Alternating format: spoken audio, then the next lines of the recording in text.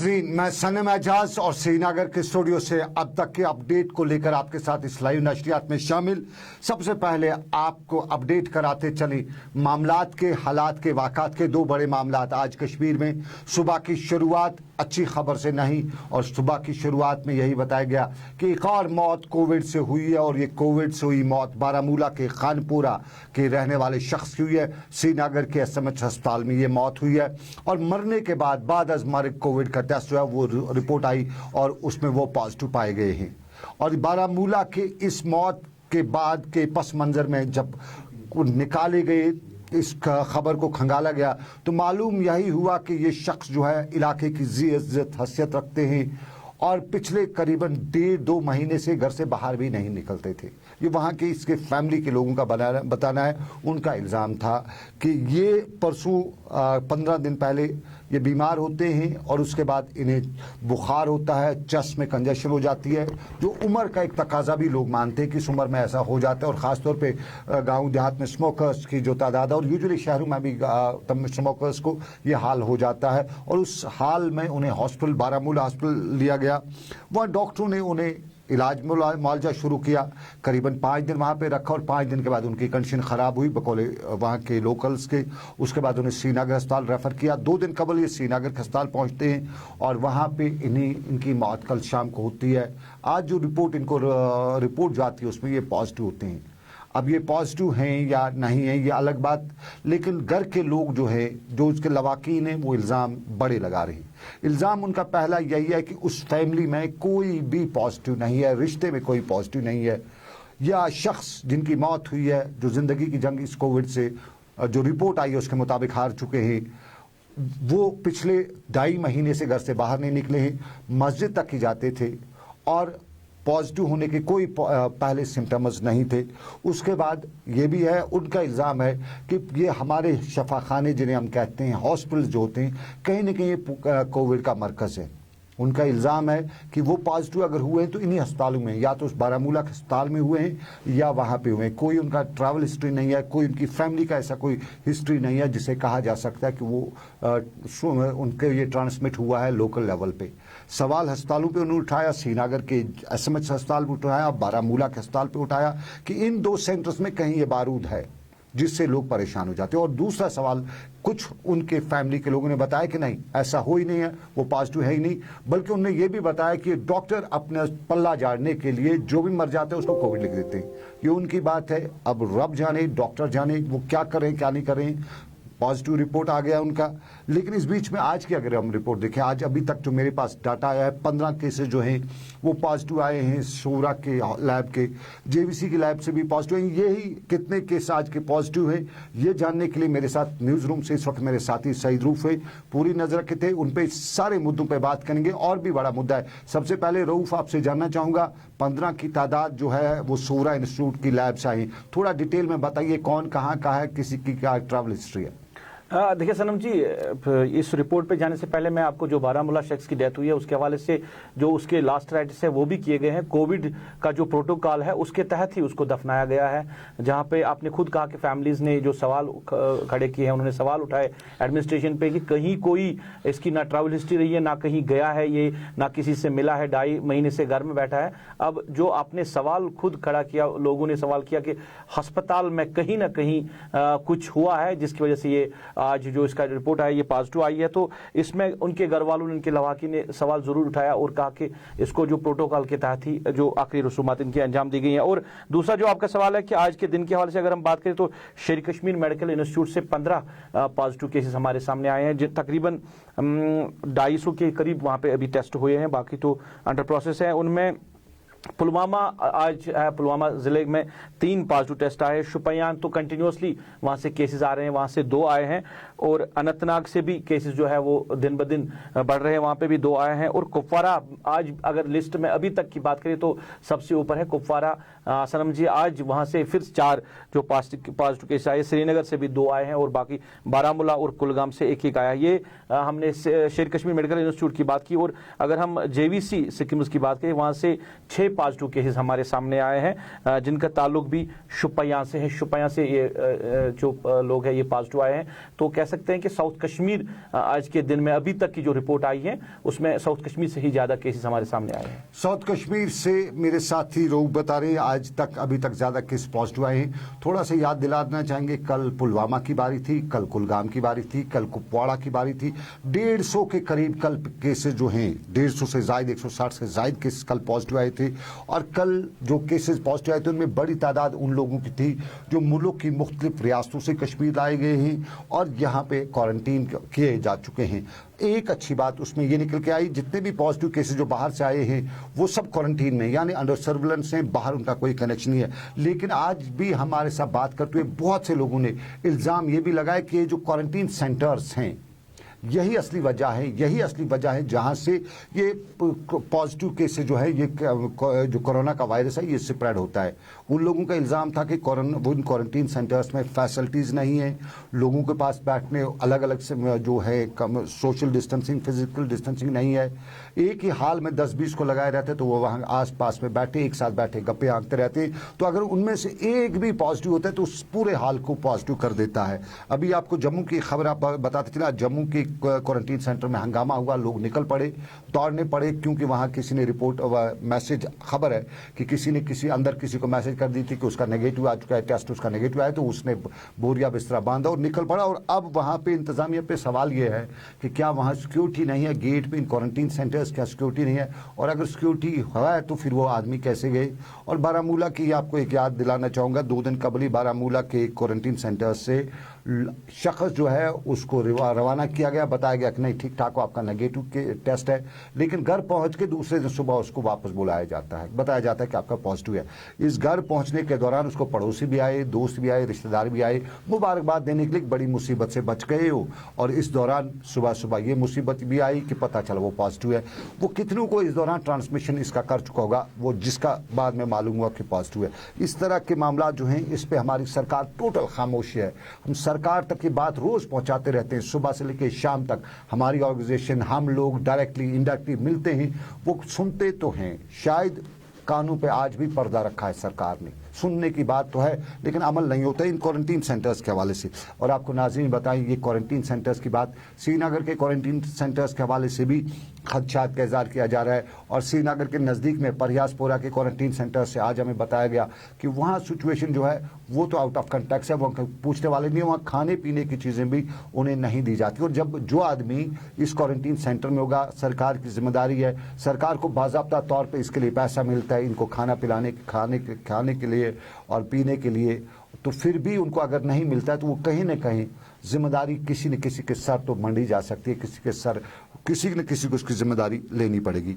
ये वहाँ की बात। लेकिन एक और बड़ी खबर है जो आज सुबह सुबह ही बताया गया कि आपको भी शायद याद होगा, पिछले कुछ दिनों से खबरें चल रही थी कि इंटेलिजेंस इनपुट है, अलर्ट है कि 2019 जैसा ब्लास्ट होगा और हाईवे पे ये ब्लास्ट होगा। और उसी के पस मंज़र में आज फोर्सेस ने, पुलिस ने दावा किया कि उन्होंने बड़ी ज़बरदस्त कामयाबी की। करीबन 40 से 45 किलोग्राम वज़न की एक आईडी जो एक सेंटरों में थी, फिक्स थी, उसको उन्हें इंटरसेप्ट किया, उसको रोका और ये बारूदी सुरंग को नाकारा भी बनाया।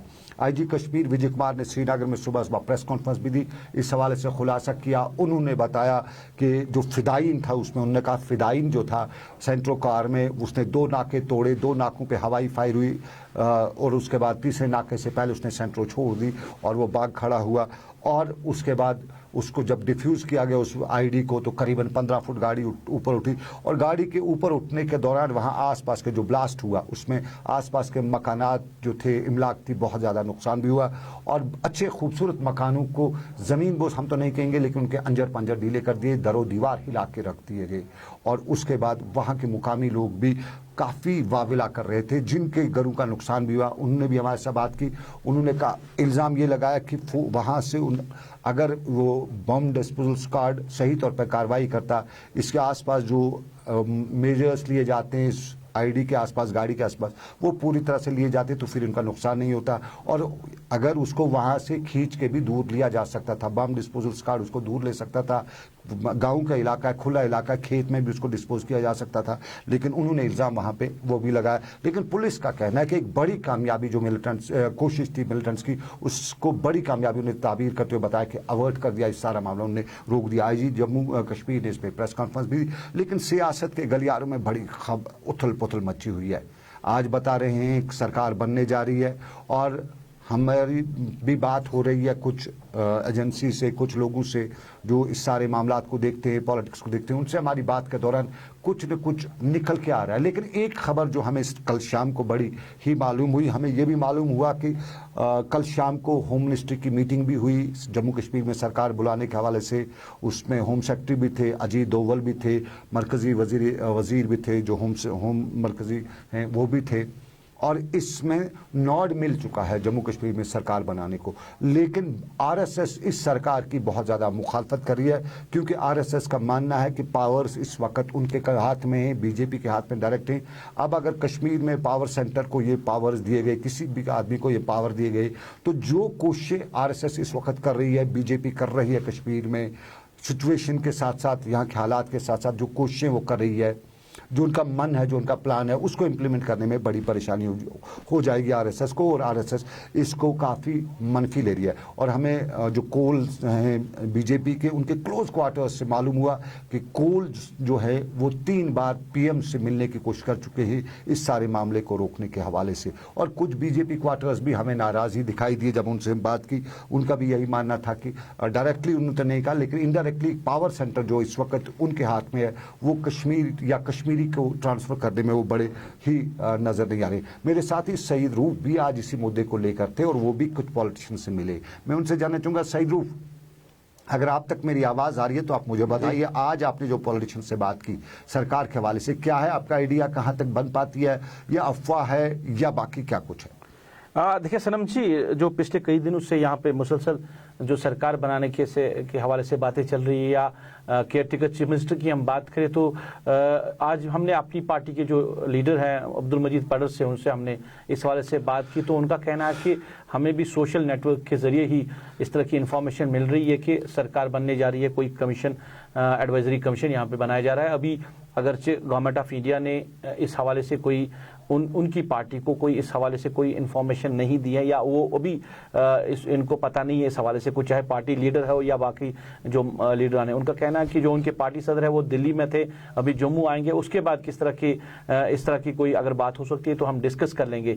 मगर कुछ अहम मुद्दे वहाँ पे डिस्कस हुए सनम जी, मैं आप तक ये बात पहुँचाना चाहता हूँ। उनका कहना था कि हमने गवर्नमेंट ऑफ इंडिया के साथ बड़ी कोशिशें की कि यहाँ का जो पॉलिटिकल सिस्टम है उस हवाले से, और ख़ासकर उनका कहना था कि जो अभी हालात बने हैं जम्मू कश्मीर में, यूटी की हम बात करें, यूटी को स्टेटहुड वापस देने के हवाले से, मगर वो अभी तक पूरा नहीं हुआ है। तो अगर भारतीय जनता पार्टी ने या गवर्नमेंट ऑफ इंडिया ने या प्राइम मिनिस्टर ऑफ इंडिया ने वो वादे पूरे नहीं किए जो उस मीटिंग में, जो उस डेलीगेशन में हमारे साथ हुए हैं, तो फिर हम किस पे भरोसा कर सकते हैं? क्योंकि हमने उन हालात में हम मिले हैं प्राइम मिनिस्टर ऑफ इंडिया के, होम मिनिस्टर से, जिन हालात में शायद हमें नहीं मिलना चाहिए, मगर हम गए यहाँ के लोगों के मामलात के हवाले से और स्टेटहुड को वापस लाने के हवाले से, डोमिसाइल के हवाले से हम गए वहाँ पे, और वहाँ पे हमें आश्वासन दिया गया कि इन सब मुद्दों पे बात होगी और इनको गवर्नमेंट ऑफ इंडिया देख रही है, मगर अभी तक कुछ जमीन सतह पे नहीं हुआ है।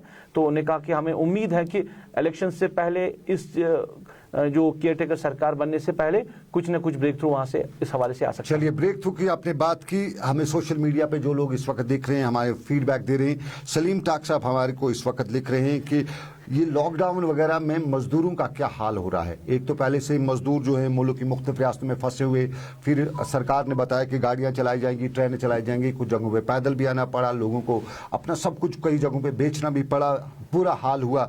लेकिन अब आगे लॉकडाउन जो है 31 को, उसके बाद जो बढ़ाया जाएगा, क्या बढ़ाया जाएगा या रोका जाएगा, और इस सारे के बीच में हमारी इकोनॉमी, हमारा सिस्टम किस तरफ जाएगा, क्योंकि 31 को लॉकडाउन बढ़ाया जाता है या घटाया जाता है, सरकार फैसला करेगी, लेकिन खदशात का भी से इज़हार किया जा रहा है। एक और बात मैं आप तक पहुंचाना चाहता हूं कि डिलिमिटेशन के हवाले से मरकजी सरकार ने, गवर्नमेंट ऑफ इंडिया ने एक कमेटी तश्कील दी है जिसमें जम्मू कश्मीर से 4 जो मेंबर्स रखे गए हैं जो पार्लियामेंट मेंबर हैं, जिनमें नेशनल कॉन्फ्रेंस के सरपंच डॉक्टर फारूक अब्दुल्ला है और मोहम्मद अकबर लोन है, और जम्मू से जो उनके 2 parliament member doctor Jitendra Singh है और एक है। जो डिमिलिटेशन जम्मू कश्मीर में होने जा रही है उस पर एक कमेटी तश्कील दी गई है जिनमें इन 4 मेंबरान को भी रखा गया है। ये एक बड़ी खबर है क्योंकि प्रोसेस शुरू होने वाला है डिलिमिटेशन के हवाले से और उसमें नेशनल कॉन्फ्रेंस को इन्वॉल्व किया गया है। डिलिमिटेशन और डिलिमिटेशन के हवाले से खदशात कई बार कश्मीरियों को रहे हैं और कुछ लोग डिलिमिटेशन के हवाले से आज भी खदशात हैं। शायद उन्हीं खदशात को दूर करने के लिए डॉक्टर फारूक अब्दुल्ला और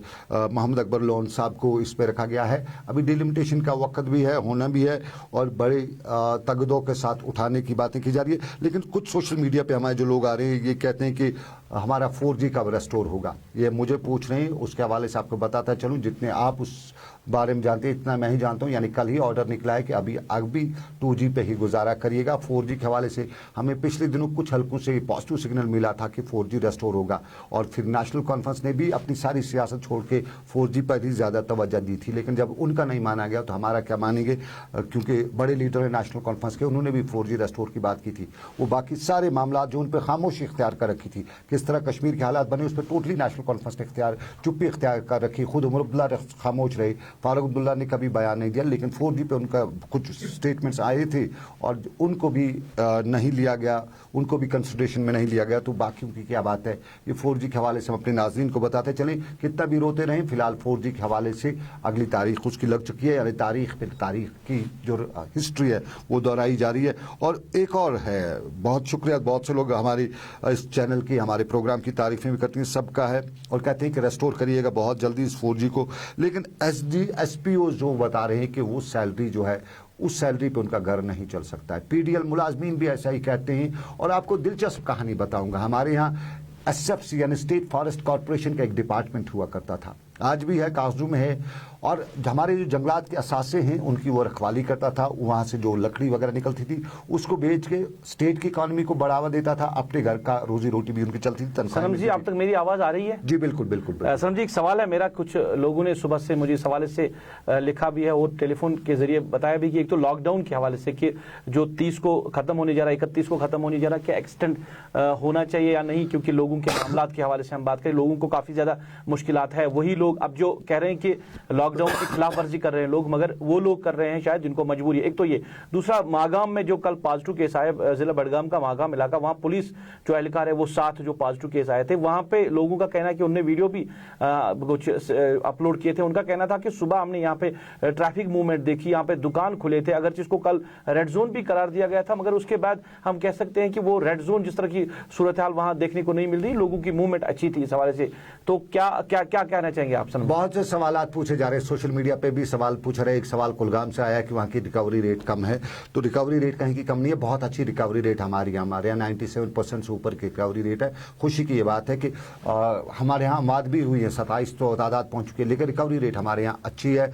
और 2000 के आसपास जो हमारे यहाँ, उनमें से 27 की मौत होना भी रिकवरी, अच्छी रिकवरी रेट की खबर देता है। लेकिन जिस तरह आपने सवाल पूछा कि आपका सवाल पहले रूफ बताइए एक मागाम का कि वहाँ रेड जोन है और रेड जोन से लोग फिर भी चलते हैं। जी। आपको थोड़ा सा बताता चलूं, कश्मीर में ये पहला लॉकडाउन नहीं है। 5 अगस्त को यहाँ, 5 नहीं 2 अगस्त को यहाँ लॉकडाउन हुआ है, क्योंकि 2 अगस्त को अफरा तफरी शुरू हुई थी और 5 अगस्त को ऑफिशियली तौर पे यहाँ लॉकडाउन रहा। और उस लॉकडाउन के बाद से आज तक हमारा लॉकडाउन चलता ही जा रहा है। तो इस सारे के बीच में लोगों के पास खाने पीने की चीज़ें जो हैं, अशिया खुर्दनी है, उसकी कमी हुई है, इकॉनमी नहीं है। मैं अब आपको वसूख से बताऊँ, मैं कुछ ऐसे फैमिलीज़ को, ऐसे लोगों को जानता हूँ जो 4 महीना पहले किसी खुलेआम पैसे बांटा करते थे, लेकिन आज उनसे अगर आप कहें कि आपको 1000 रुपये की ज़रूरत है तो वो 10 बार सोचते हैं।